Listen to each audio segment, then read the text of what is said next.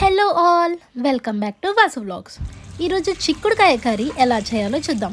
కుక్కర్లో 5 to 10 మినిట్స్లోనే ఈ curry అయితే అయిపోతుంది. కావాల్సిన ఇంగ్రీడియంట్స్ అన్నీ నేను డిస్క్రిప్షన్లో మెన్షన్ చేస్తాను. ముందుగా చిక్కుడుకాయని బాగా వాష్ చేసి ఇందాక చూపించినట్లయితే కట్ చేసుకోవాలి. స్టవ్ని సిమ్లో పెట్టుకొని కుక్కర్ పెట్టేసి ఆయిల్ అయితే యాడ్ చేసుకోవాలి. ఆయిల్ హీట్ అయ్యాక జీలకర్ర, ఆవాలు, garlic and curry leaves add చేసుకొని మిక్స్ చేసుకోవాలి.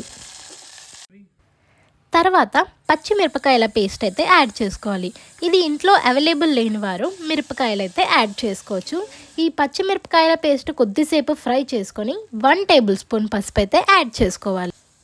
పసుపుని ఎక్కువగా ఫ్రై చేయాల్సిన అవసరం అయితే ఉండదు.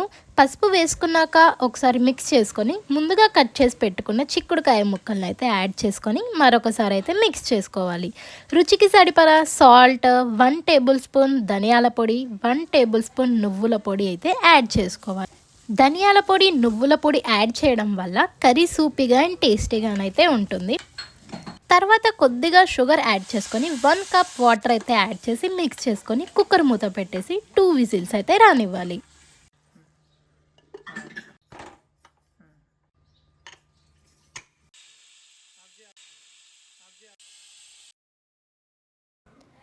టూ విజిల్స్ వచ్చాక స్టవ్ ఆఫ్ చేసి లిడ్ ఓపెన్ చేసి కొరియాండర్ యాడ్ చేసుకొని సర్వ్ చేసుకుంటే చిక్కుడుకాయ కర్రీ రెడీ.